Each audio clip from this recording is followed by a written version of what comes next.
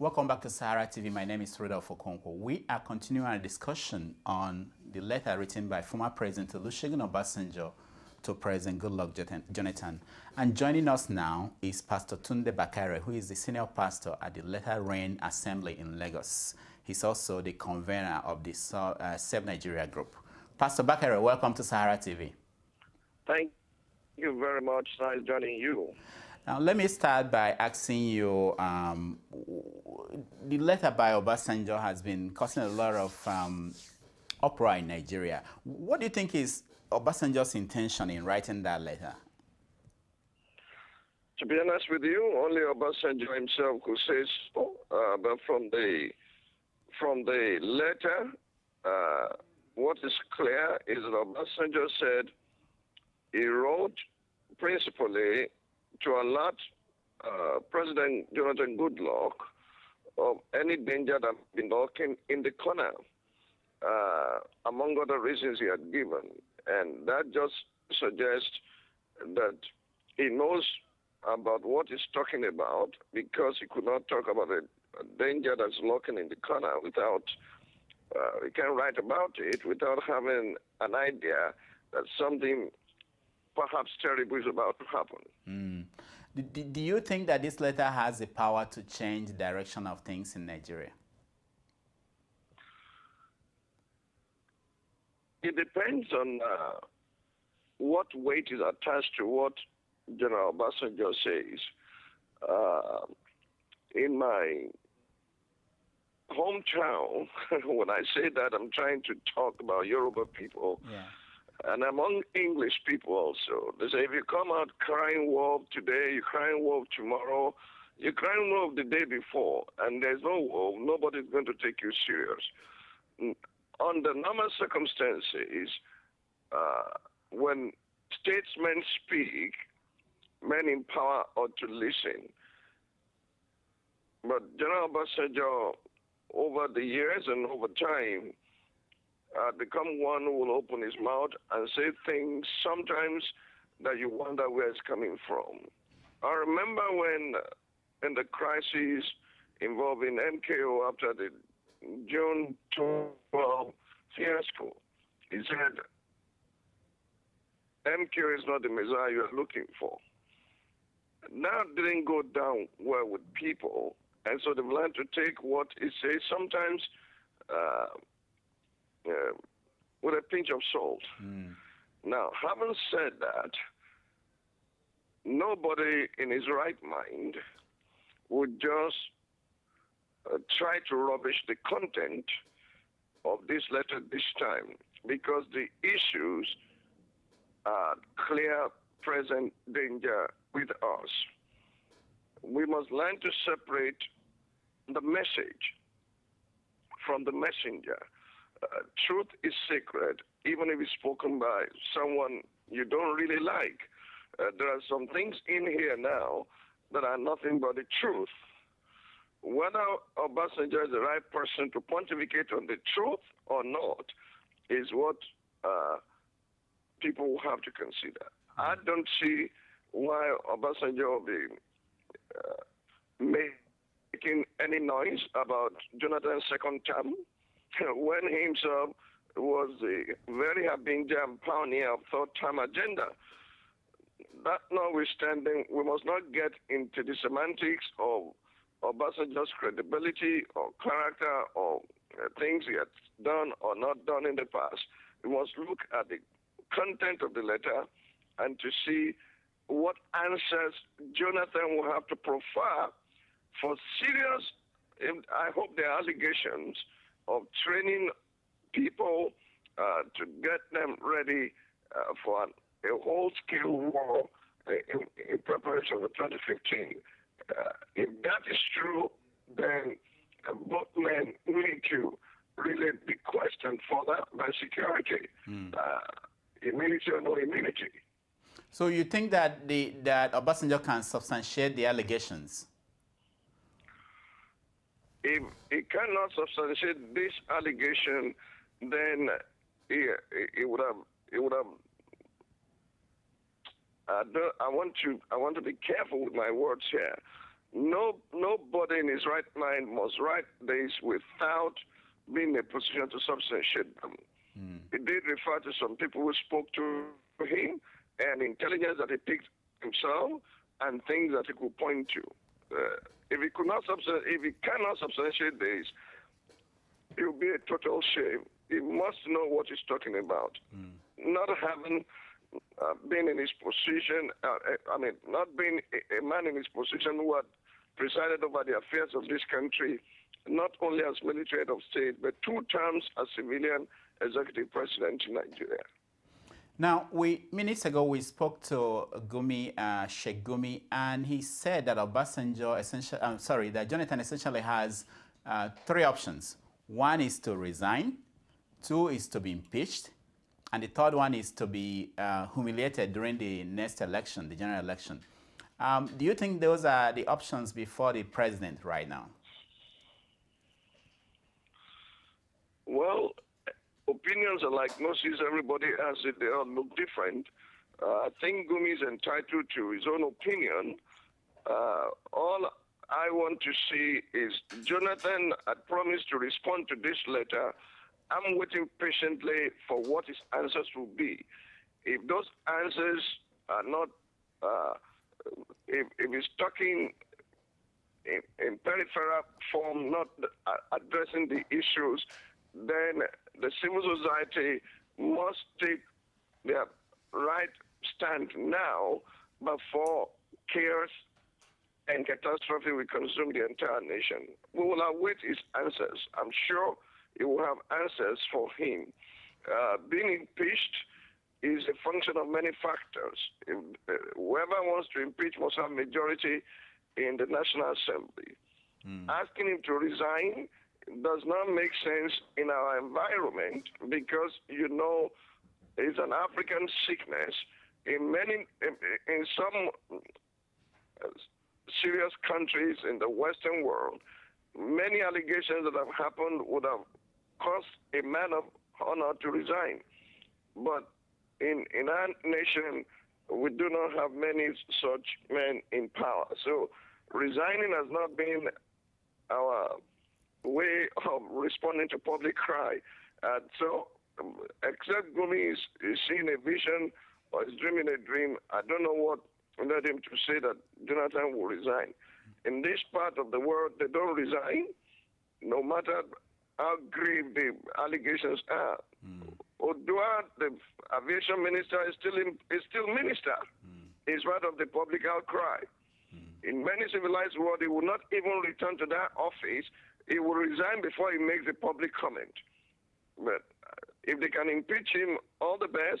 If he will have to resign, I wish him well. As far as humiliation is concerned in the next election, I am of the opinion that if Nigeria if we are not careful in this country and fix this nation in 2014, 2015 is just a mirage. God forbid that we preside over the liquidation of our own country by not taking appropriate actions now, addressing serious systemic failure that we have found ourselves in and structural defects that is plaguing our nation very seriously. Now, except that is done, we are just wasting our time. Now, I like the point you mentioned now about flaws and structural defects. I understand that you are in support of the national conference that is going on across. That they are discussing on how to start one. What do you hope that we accomplish in the political environment we have now? Well, you said I'm in favor of the confab or the conference, national conference that is going on. I've not made such categorical statement anywhere. I just want to put that on record. Okay. All I said is I see fear on the side of the government and insincerity on the side of those who are criticizing the confab. Some think it's a distraction, but honestly, the way Nigeria is being run right now and the structural defect that we have found ourselves in, except is addressed, we may be we may be sitting on a keg of gunpowder. Nobody in his right mind will say we have a true federation in this country. And I do not see how the 36 states can ever survive the way they are. Whoever created them out of unnecessary emotion that do not take into cognizance the issue of sustaining this monster we have created called the 60s of the Federation of Nigeria. The states are not viable, and to compound that, our constitution is in many respects totally, apart from being imposed, totally defective. So we need to sit, we need to talk, but the areas we need to focus on so that it does not become a talking shop, and the way we need to organize the whole thing so that it's not another jamboree like the one that happened during Obasanjo's time, are the things that are essential to us. How we can make this a real, sincere appreciation of our issues, addressing the issues, correcting the structural defects, and bringing about a people's constitution. From there, we can have a polity or the kind of politics we like to see that will lead to the development of our country. Otherwise, we are just we are still in the woods trying to figure out when exactly is going to be a new dawn. Now, one last question. You just mentioned that if we're not careful, that 2015 may be a mirage. The same way, some people who oppose the national conference, they think that those in support are essentially looking for a backdoor way to break up the country. What do you say to those people with that opinion? I do not think breaking up our country in a violent manner is wise for us. A number of things are taking place in this country. The Civil War was fought to unite our nation and to make sure that this nation remains a strong, powerful nation. There can be unity in our diversity. I will not be the one to talk of dismemberment or dissolution or destroying our country. However, I'm also very, very passionate about each group, whether you call them states or whether you call them geopolitical zone or ethnic nationality. Each one should develop at its own pace, as we heard before the military intervention in 1966, the plague that has remained with us today. Remember, Western region, Northern region, Eastern region, each region was developing at its own pace. All the first recorded by Western region shortly after independence or before independence, first television in Africa, long before France, and so many things that were done with the industry, taxation, cocoa, farming, and all kinds of things that happen in the West. Except we go back and let each one develop at its own pace. Even those who colonize us right now are going through a referendum that will involve the Scottish people. Every ethnic nationality or nation within nation, they want to self-assert, self-govern, and then contribute their quota to the center as much as they can and as much the law will permit. My option in all that we face is let's fix our nation and let us not think politicians can fix it for us. It's never been about the people of this country. Majority of politicians we have is always about self. They seek power for self and not for service. In every, whether it's at the center or the state, it's been like that either too. I think the people of Nigeria themselves must be concerned enough to rise and say, look, we cannot let this continue anymore. If we want to remain a united country, this is the way we want to organize ourselves. And if you want it otherwise, I hope that will not happen. And I do not pray for it. But if it does, then it has happened elsewhere, it can happen here. But I pray that we are able to see through and say we are better as a united nation with giving everyone opportunity, every region opportunity to develop at its own pace and to fulfill its own aspirations. If you don't want education, and if I want education, let me focus on my education and you focus on no education without destroying ourselves any further. We can't continue this way. We cannot. Yeah, Pastor Bakare, I know that you have to go, but you mentioned something that I have to clear up because many people might misunderstand it now. Now, you're saying that we should go back to 1960s, early 60s, before the military came. Now that we've gone through years of having this national cake, people depending on the federal government to give them money, how do you go back to the past? Do you think it's possible in this structure? Well, if you have seen anyone who has crashed before, let's say a businessman who got carried away and was just spending anyhow or was doing something and his business crashed, he has to rebuild his business all over again.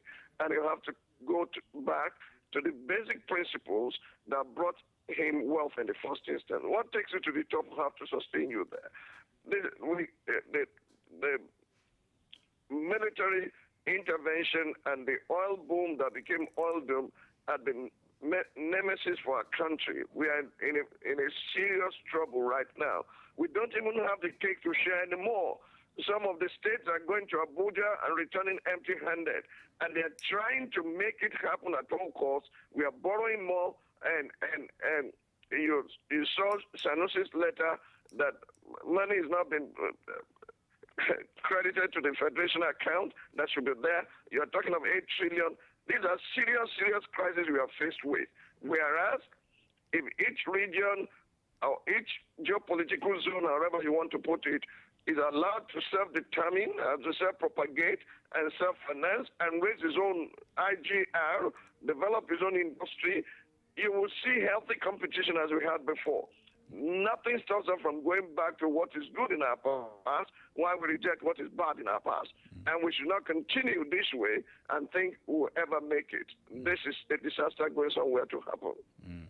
Thank you so much, Pastor Tunde Bakare, for joining us. Thank you. God bless. All right. So when we come back, we are going to go to a different issue that is of importance to people in Nigeria, which is the ASU strike. We are going to talk to the ASU president. He is going to join us here, so stay tuned.